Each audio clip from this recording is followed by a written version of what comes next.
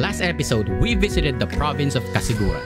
Seeing the Tibu tidal pool for the first time was very fulfilling and exciting. For today's video, we will explore the different places Aurora province has to offer.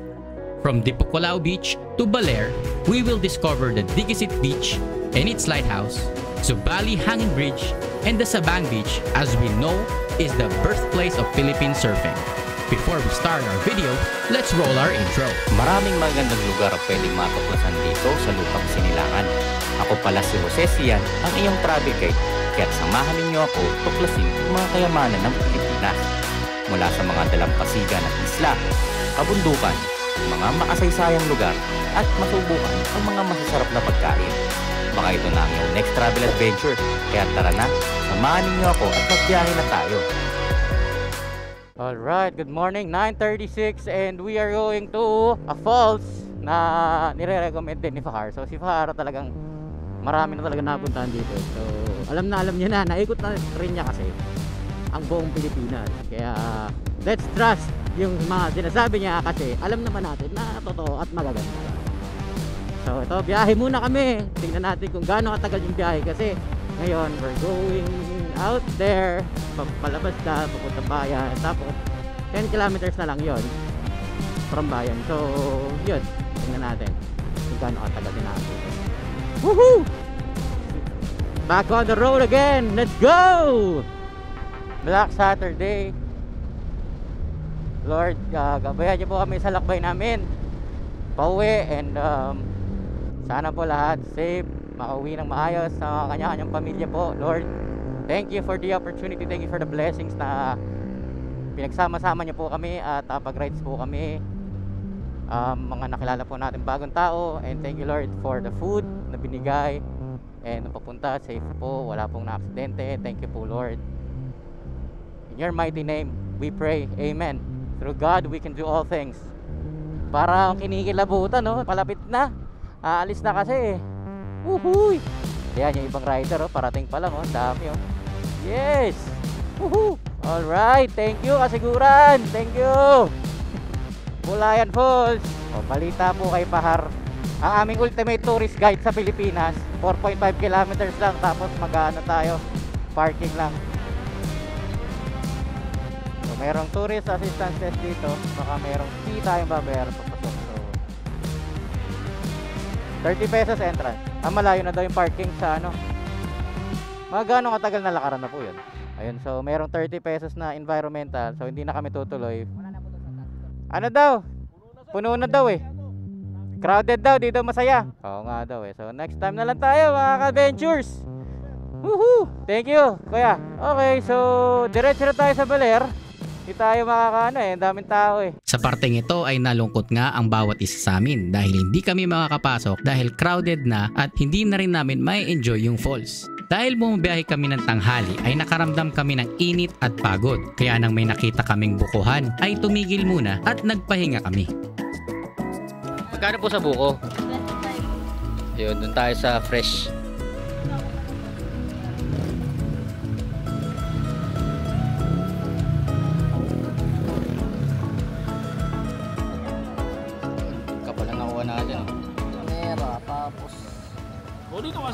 Usapan namin kung saan yung next destination namin. So kung babaler kami, so check natin kung mag-overnight or hindi na. Bali mag-ano kami, mag-only seafood lang daw doon. I-decide agad. Nag-usap-usap naman. So crucial tong decision natin kasi it's either win or go home.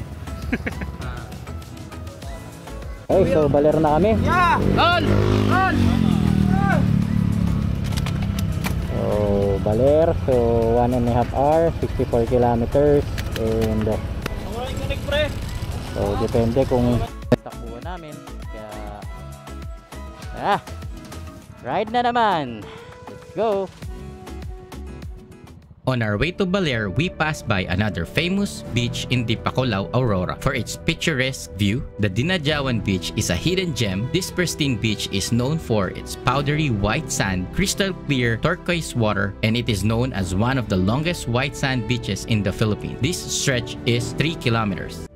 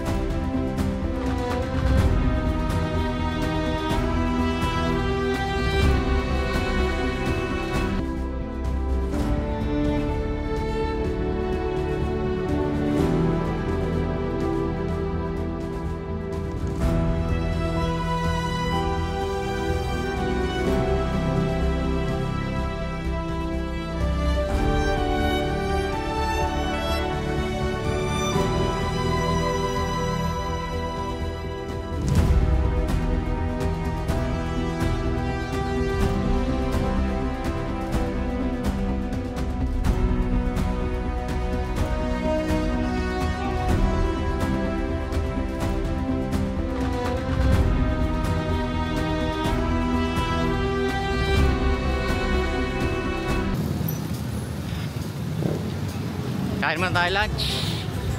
Late lunch. Saan tayo?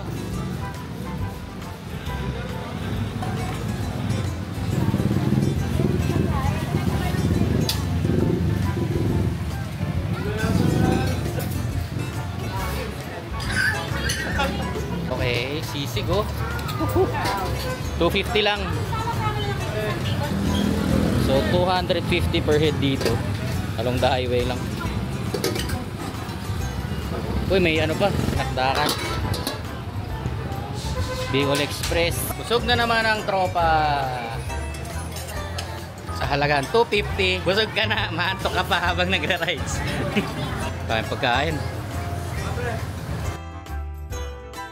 After nga namin kumain ay balak namin puntahan ang Diquisite Beach kung saan ito ay malapit sa Baler Lighthouse. Pagdating nga namin dito ay sobrang nabighani kami sa lugar at kaya nag-decide na rin kami na dito na matulog na isa pang gabi. Ngayon ay 3 na lang kami at nauna na umuwi ang mga kasama namin. So andito pa rin tayo sa Baler, sa Diquisite Beach Resort. Grabe, dami rin tao. Pero parang mas ano dito, mas kalmado yung dagat. And meron din kaming nakita ditong lighthouse at mga rock formation na nakaka-breathtaking talaga. So pagkatapos namin kumain, nirat-rat namin papunta rito para maabutan dito. Ay, ang hirap lang kasi ngayong Holy Week napaka-traffic talaga, pero all goods. Time check 5. So napag-isipan namin dito na mag-camp sa may pinag-shootan natin, and hopefully okay. Kaming dalawa ni Joe tsaka yung daddy niya tira. So dito yung magiging campsite natin. Dito tayo magtatayo ng camp. Okay, day 3. Patulog na rin kami, onting chill lang. Ayan, dito tayo sa front beach. Nandito na nga pala tayo sa Baler. And di na kami kakain ng dinner kasi dami na namin nakain kanina doon sa Itolyokin, sa may bayan. So all goods, pahingan tayo. Medyo nakakapagod na rin, pero onting charge lang, tulog. Okay na ulit, bakbakan na ulit bukas. Good morning. Good mo tayo ng sunrise.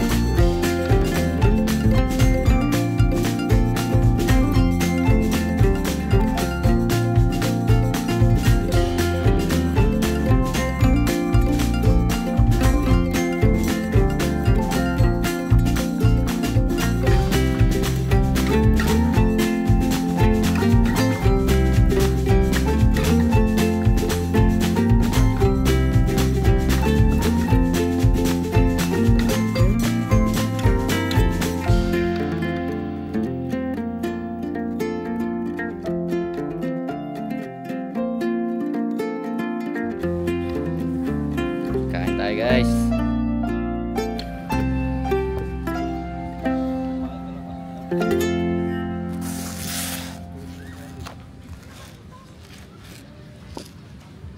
Chiksilog.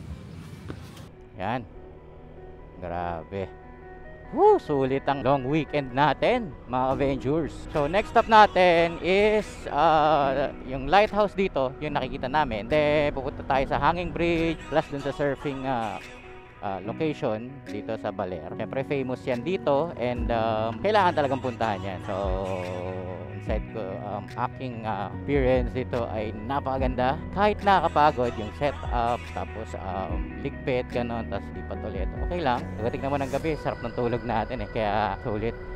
Siyempre naka airbed. Tiniksik talaga natin yan para maging komportable kahit paano pag natutulog tayo. Tapos may electric fan din tayo. So ayos na ayos talaga yung biyahe natin. Day 4. So mamaya uwi na rin tayo. After nitong ating before the day ends, we're going home na. Yes, we can see our family again. So Lord, thank you sa muling pagkabuhay. Maraming salamat.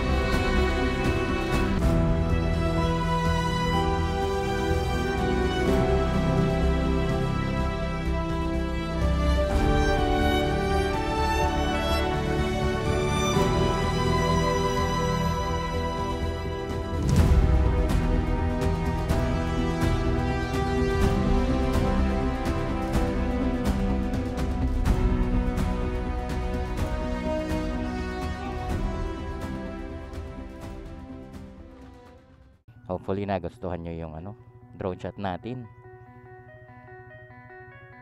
Ngayon pupunta naman tayo sa hanging bridge. Tapos kukunan din natin yan.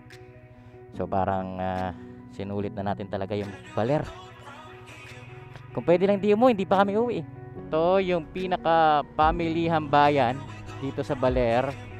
So yan, kapag may kailangan kayo bilhin, dito na lang kayo rumekta. So papunta tayong hanging bridge ngayon. Tapos pupunta tayo sa beach kung saan yung maraming nag-surfing. So makikita natin mga surfer dudes. Dito tayo sa hanging bridge. Let's go! Woohoo! Ang ganda! Grabe!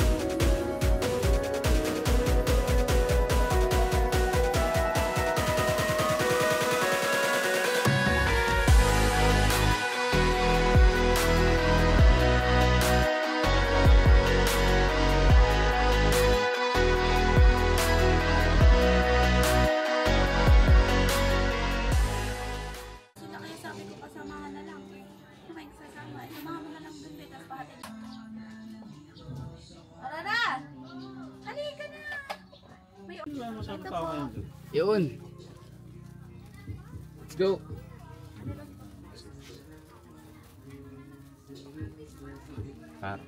Dito.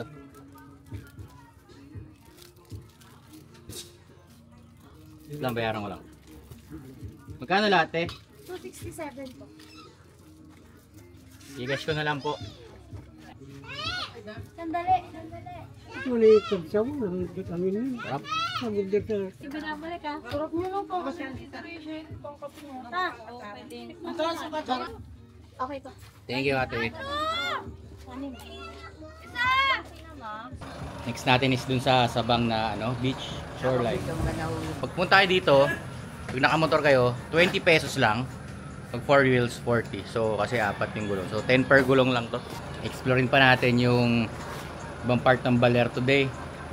And after nito, take off na tayo pa uwi. Meron pa tayong mga side trip na dadaanan para mas masulit yung isang araw na nagstay pa tayo dito. Sayang si Gardo, walaan eh. Umuwi. Tour guide. Ako po tour guide niya. All around po, taga-luto, taga-drone pilot, taga-drive na lang, kulang pala. Mamaya angkas na lang ako. Dito na mag-drive na. Grabe, daming tao. Woohoo! Kaya hanap na tayo ng spot dito para makapagpalipad tayo ng drone. And para makita natin yung surf site, surfing location. Grabe, may mga ganito pa pala dito. First time ko kasi pumunta sa Baler. Parang pumunta na kami pero saglit lang talaga, parang napadaan lang kami no. So may mga hotel din pala dito. Tulad sa ibang Kasiguran tsaka sa may wala. Dito meron.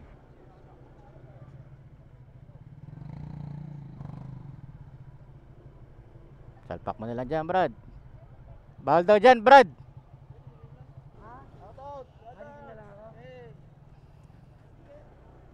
Wait lang, boss. Nasa loob pa eh. Wait lang. Wash out. Shout out. Wait lang. Saglit lang, idol ha. Makakapusin na, sir. Yan. Boss, wala na yung bilog. Unti na lang.